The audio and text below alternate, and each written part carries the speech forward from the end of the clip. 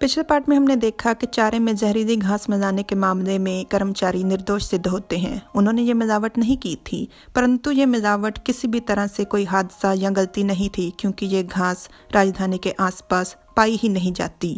और अंत में मोहन शक की सुई सेना का हिसाब किताब संभालने वाले मुंशियों की तरफ मोड़ देता है।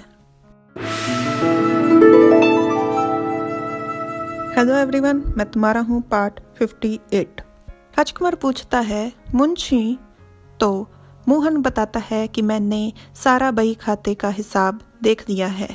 अगर हम पुराना भी हिसाब किताब एक तरफ कर दें तो इस बार का राजस्व मंत्रालय द्वारा राशन और चारे के लिए जो धन दिया गया है उसमें से केवल 70% का ही हिसाब दर्ज है, बाकी का नहीं जो इस सेना की टुकड़ी के लिए दिया गया है। और सबसे बड़ी बात, बही खाते में दर्ज जो खर्चे हैं वो जमीनी सच्चाई से बहुत दूर है। ये बात सुन राजकुमार गुस्से में कहता है, क्या?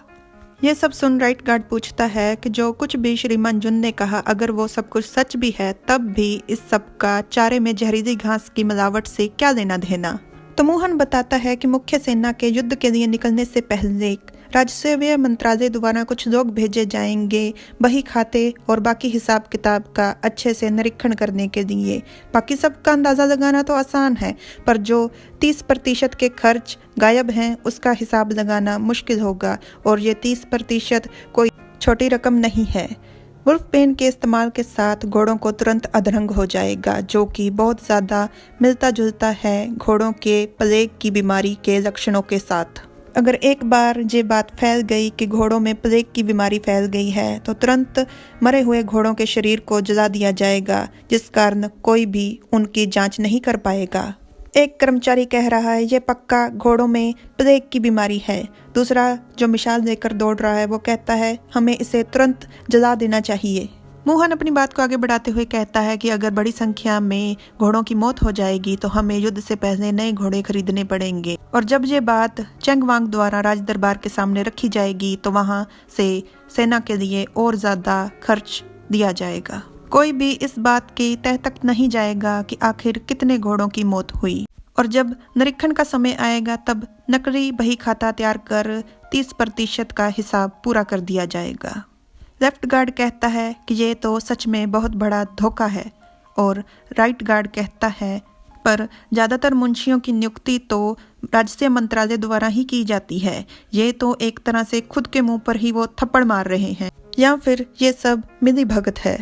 तो मोहन कहता है कि मुझे नहीं लगता कि राजस्व मंत्रालय में सबकी एक जैसी सोच होगी।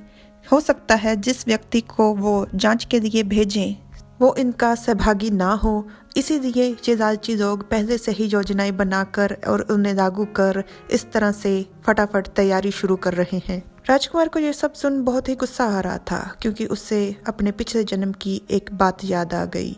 वो मन में कहता है, इसमें कोई हैरानी की बात नहीं है कि पिछले जन्म में राजस्व मंत्रालय ने जो मुझ पे सेना के भत्ते को खाने का आरोप लगाया था, उसका कारण ये था कि राजस्व मंत्रालय द्वारा ज़्यादा धन दिया जाता है और उस धन को इस तरह से गायब कर दिया जाता है। ये बात सुनकर जनरल जाओ मैंग फिर से गुस्से में आ जाता है और आदेश देता है कि जाओ जाकर सारे मुंशियों को घसीट कर यहाँ पर लेकर आओ। सभी मुंशियों को वहाँ पर लाया जाता है। वो राजकुमार के सामने झुककर बैठ जाते हैं, पर उनमें से किसी ने भी अपना अपराध स्वीकार नहीं किया। जाओ मैंग गुस्से में आ जाता है। वो उन पर अपना गुस्सा निकालते हुए उन्हें पीटते हुए कहता है, हर रोज मुझे ना तो अच्छा खाना मिल रहा है और ना ही भरपेट, और इसका कारण क्या निकला कि तुम लोग सारा धन अपनी जेबों में डाल लेते हो। उनके अपराध ना स्वीकार करने पर राजकुमार चिढ़कर कहता है, तुम लोग बहुत ही छोटे दर्जे के मुंशी हो, पर लेकिन तुम लोग व्यवहार ऐसे कर रहे हो जैसे तुम राज दरबार में किसी उच्च दर्जे पर अफसर लगे हो। आज अगर मैं तुम लोगों का कत्ल भी कर देता हूँ तब भी राज दरबार मुझे दोषी करार करने में असफल रहेगा। राइट गार्ड कहता है, सेना में हर काम सेना के कानून के अनुसार ही होता है। अब भी क्या तुम लोग अपने पाप को स्वीकार करने के लिए तैयार नहीं हो? राइट गार्ड के कहने का मतलब था सजाए मौत, और इस बात को मुंशी अच्छे से जानते थे, इसलिए वो तुरंत माफ़ी मांगना शुरू कर देते हैं और कहते हैं, वहाँ गई, हमें माफ़ कर दीजिए, हम तो बस छोटी छोटी मछलियाँ हैं। हमें इतना पता है कि हमारे ऊपर राजस्व मंत्रालय का जमींदार अधिकारी है, उसके ऊपर कौन है, उसके ऊपर किसका हाथ है, हमें नहीं पता, हम नहीं जानते। उनकी बातें सुनकर राजकुमार को और ज्यादा गुस्सा आ जाता है। वो एकदम से उठता है गुस्से में और चिल्लाकर कहता है, तुम लोग कितने धोखेबाज और कपटी हो। राजकुमार आदेश देता है, आओ और इनको घसीटते हुए राजधानी में लेकर चलो मेरे साथ, इनको इनके पापों की सजा दिलवाते हैं। मोहन राजकुमार को रोकता है, कहता है, वांगई, ये इतना छोटा मुद्दा नहीं है, आप इतनी जल्दबाजी में इतनी कम चर्चा पर फैसला मत लीजिए। राजकुमार मोहन की बात सुन आदेश देता है कि इन चारों को ले जाओ और कैद खाने में डाल दो। पहले मैं सैनिक सलाहकार से इस विषय पर चर्चा कर दूं, फिर हम इस मुद्दे पर कोई फैसला लेंगे। राइट गार्ड कहता है, जी। वो लोग उन्हें लेकर चले जाते हैं। मोहन से राजकुमार कहता है, जुनकिंग, तुम कहना क्या चाहते हो? तो मोहन राजकुमार से कहता है कि अगर आप इन छोटी मछलियों को राज दरबार में पेश कर देंगे तो आप कभी भी बड़ी मछली को पकड़ नहीं पाएंगे, और इतनी छोटी सी बात के लिए महाराज पिता भी इस विषय को लापरवाही और जल्दबाजी में खत्म कर देंगे। तो राजकुमार को ये बात सुन और गुस्सा आ जाता है और कहता है कि तुम चाहते क्या हो कि मैं क्या करूं? तुम ये चाहते हो कि मैं अपने गुस्से और शब्दों को अपने गले के नीचे उतार दूं? राजकुमार की गुस्से भरी आंखों को देखकर मोहन को अपनी सुहागरात के लम्हे याद आ जाते हैं। वो उदास हो जाता है और मन में कहता है, हालांकि मैं जानता हूँ कि ये मुझ पर गुस्सा नहीं है, पर इसके चेहरे के ये भाव और ये आंखें आज मुझे बिल्कुल वैसे ही देख रही हैं जैसे उस दिन देख रही थी। मैं उस दिन बहुत ज़्यादा डरा हुआ था। नहीं, मैंने जो कुछ भी अभी कहा वो सब कुछ बहुत ही दर्दनाक है।